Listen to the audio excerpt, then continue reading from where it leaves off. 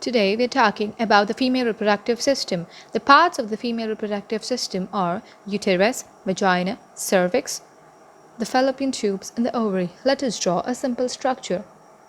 First, I'll draw the uterus, then I draw the fallopian tubes where we have this is cervix, this part, and this is a vagina. So if I label, this is the uterus, the body of the uterus, and the tube-like structures here are what is called the fallopian tubes. This structure here is what is the ovary, and this structure is what of the cervix, and this is vagina. The cavity of it is triangular in shape, and the capacity of this cavity is only 3 ml. Internal os, and here you have the external os. So, these finger-like structures that you see at the end of the fallopian tubes are called fimbriae. Uterus is one structure which can get distended to a very large amount in cases of conditions like pregnancy. The wall of the uterus is made up of 3 layers. The outer one, this one, is a peritoneal layer which is the outermost. This is also called perimetrium. So, the outermost layer is also called perimetrium. That is nothing but the peritoneum.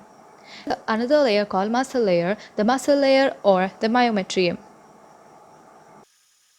And the last layer is also called. Whereas the middle layer, the muscle layer or the myometrium, the main purpose of this is expulsion of the baby during the pregnancy. Because of the strong push given by the muscular layer of this part of the uterus, the baby is getting pushed out. The other important function is that whenever in cases of bleeding in the uterus or some other conditions, the blood vessels that lie inside the connective tissue surrounding the blood vessel, they act as ligatures. That's why this is called living ligatures. So the normal position of uterus is what is anteverted and anteflexed. Speaking about the uterus that is anteflexed, there are ligaments to support the uterus. So the ligaments we will be discussing today here are broad ligament. The broad ligament, the first one, this is a fold of the peritoneum which is lying, and broad ligaments is lying here on the either side and trying to support the uterus. Then you have ligament is attached from the end of the ovary till the corner of the uterus. Then you have the round ligaments. The round ligaments are extending from the anterior portion of uterus. From the anterior end, they go to the front. So round ligament are one things that are very well developed in case of multipara. Then you have infundibular pelvic ligament. As the name indicates, it arises from the infundibulum. They go on till the pelvic wall. So this is what is the infundibular pelvic ligament. If this is the infundibulum, onto the lateral pelvic wall are present the infundibular pelvic ligament. So now speaking about the ovary, the female reproductive system is made up of 2 ovaries on either sides of the body of the uterus. The ovary on appearance is pearly white in color. This is because ovary is covered by a layer called tunica albuginea. The size of the ovary, however, varies. In very young age, at the puberty, the size of the ovary is too small, whereas after menopause, the ovary size decreases because the ovary undergoes atrophy. The main function of ovary, as we know, is to release an ovum every single month. So whenever the ova is released, it travels through the length of the fallopian tube and reaches the ampulla of the fallopian tube.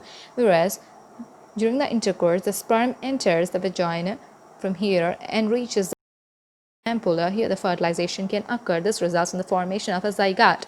So once a zygote is formed, it travels and reaches the uterine cavity and it gets here, and now the zygote starts growing up. Once it grows up, it fills all the uterine cavity and it grows in the size. That is how the baby is formed. Now let us speak about the fallopian tube. Fallopian tube has 2 ends, obviously. One is attached onto the body of uterus where the other end of the fallopian tube is free. Fallopian tube mainly contains of 4 parts. The parts are the interstitium, the isthmus, the ampulla, and the fimbria. The fimbria are the things which are motile, and the main function of it is to pick up the ova that is released out from the ovary every single month. So, the fimbria is motile and helps in the traveling of the ova from here onto the site of the ampulla, because ampulla is the site where the fertilization can happen. So now speaking about the parts, first is the interstitium. Interstitium is the most shortest of all. A little bit part of it is also present inside the myometrium, and this entering into the endometrial cavity. Whereas the other one is the isthmus, which is also a narrow part, whereas ampulla is a much wider part when compared to both of them, and this is a place where fertilization is occurring inside, and the length of this is 3 inches. Then you have the fimbria. Fimbria, as I already told, the ova enters here. Then there is a procedure called HSG, hysterosalpingogram, in which a dye is sent through the vagina and spillage of the dye into the pelvic cavity is observed. If the spillage is happening, that means the tubes are patent.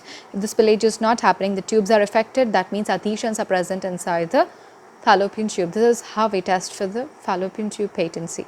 Hope my video helped. Thank you for watching.